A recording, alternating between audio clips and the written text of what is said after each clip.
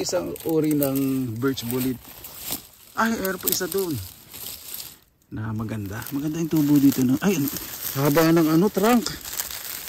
Pag nandito sa gilid talaga ng mga moss. Yan o. Grabe, yung taba po, no? Ganda. Best na natin. Ah, maganda, malinis. Satisfying po, no? Si ate May masaya po kasi nakuha niya po yung pinakamagandang pick po namin ngayon. Penny ba? Ito po ano, birch bullet. Ito, white yang. Ang ganda. Iyon na yun. Ang ganda po dito ng mga ano, birch bullet. Tsaka yung mga trunk nila. Mas healthy.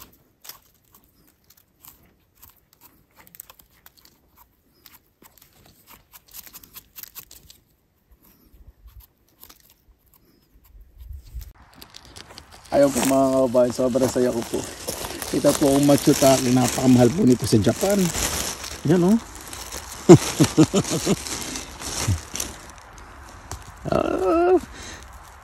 Mahirap din itong puto.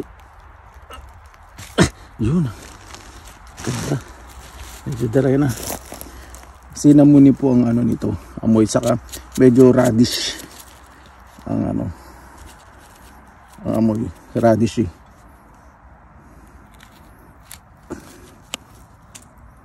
Sarap na amoy talaga nito.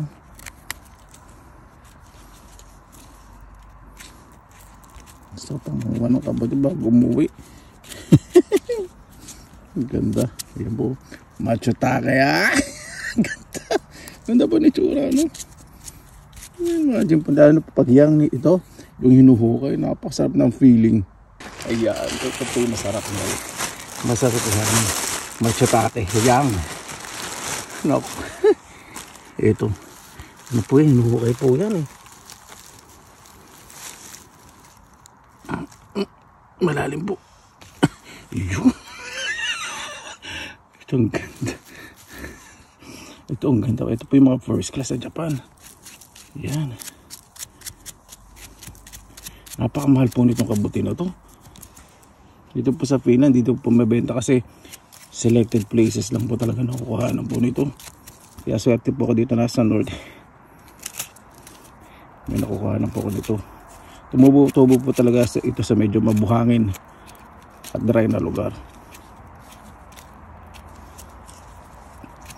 Napakasarap na itong mushroom na to. Ito open matsutake. Ito ano ko po. Iba naman din natuto. Sunod-sunod yung nakikita ko rito. Diba? Lalim. Ayun. Ibang klase po, no? Lalamin ko magulong puti. Yun. Kasi amoy po nito parang nga po labanos o radish. Tapos sinamuni.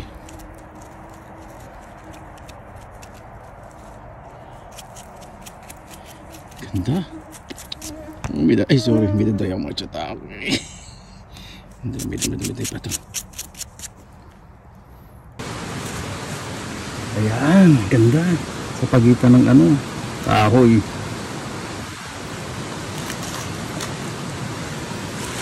Wala ko po plastic. Napakarami po kasing tao ngayon dito. Napaka-warm ng weather. Ito, check ko na po mabuti. Kasi nagbabalak po ako ng gumawa ng something recipe na may kabuti.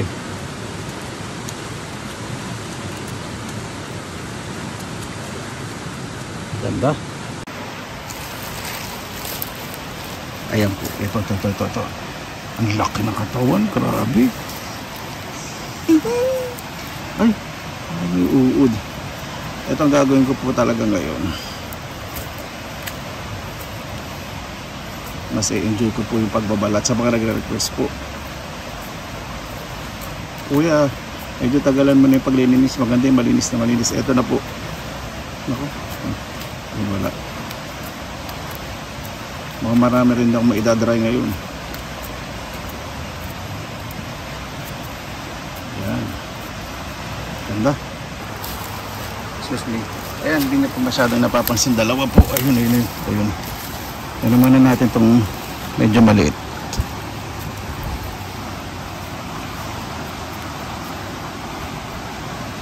Parang ano, yun.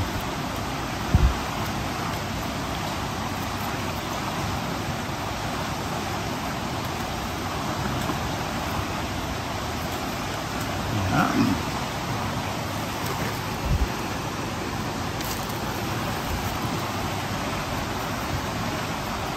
Ganda po, ano?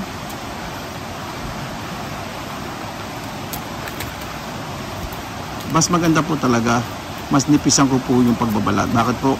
Kasi mas nag-spread po yung mycelium.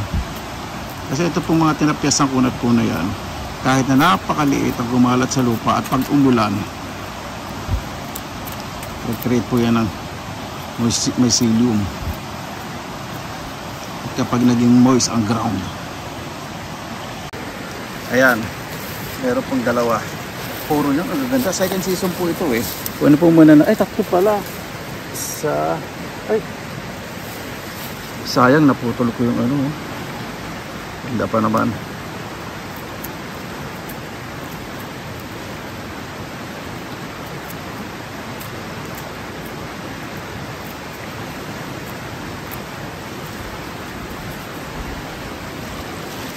Ito merong maliit baby. Ay, bahan ko na, sayang. Lalaki pa yun. Dadami pa yun. Sobrang liit eh. Ito 100% po itong cave may uod. Pero pagdating po natin sa bahay, may insect. Lalo ng insect. Yan. Sa bahay makikita po natin yan. Pansin nyo po yung mushroom. Nasa ilalim para ng camera. Ayan po. Tindi ko po ano.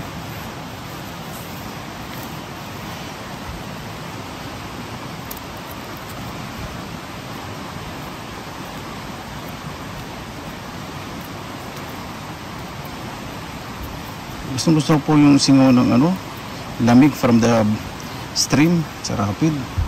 Ang ganda. Kapag nasa loob po ng gubat, mas mahaba po yung trunk ng ano, orange birch bullet.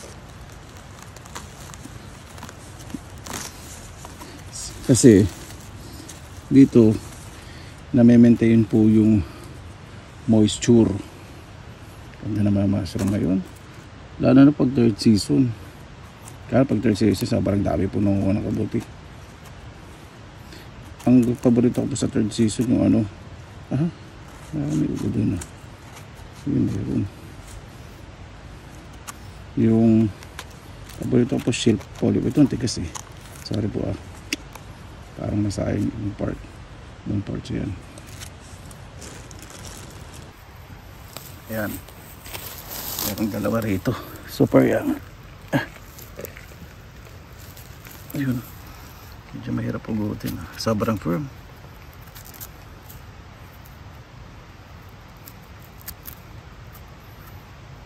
Ang orange birch bullet po maraming klase. 5 to 6 yata. Yung isa po talaga orange birch bullet na brightly orange. Ayun po yung gustong kainin. Kasi medyo lighter yung katawan niya. Ito po parang ano birch tree bullet. Parang ganon. Ganda oh. Kala nyo po talaga napakalit. Pero pag inugod nyo po yung katawan, di ba ang ganda? Laki. Ano yung uod ba? Hindi, dami. May ng kutsilyo.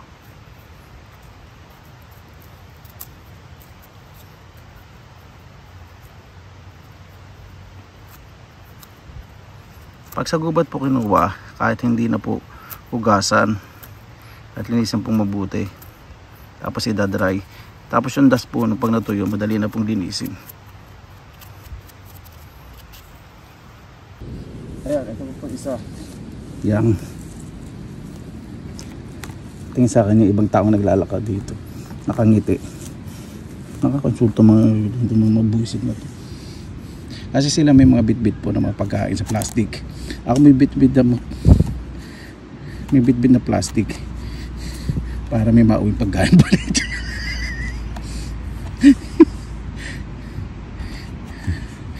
Yung isang beses pa nang po ako dito, may matandang babae po. Sabi niya, nakakatuwa naman yung mga tulad mo nang ng kabuti dito. Buti alam mo kung paano mga kabuti. Parang pagtinis sa akin, buhay ka pa? Hindi tinawag. Sabi niya, saka nakakatawa daw ang panoorin. Nangiti po siya. Siguro sa isip na, naku, yan, totoo na yung fakto na to, nakatipid na naman din.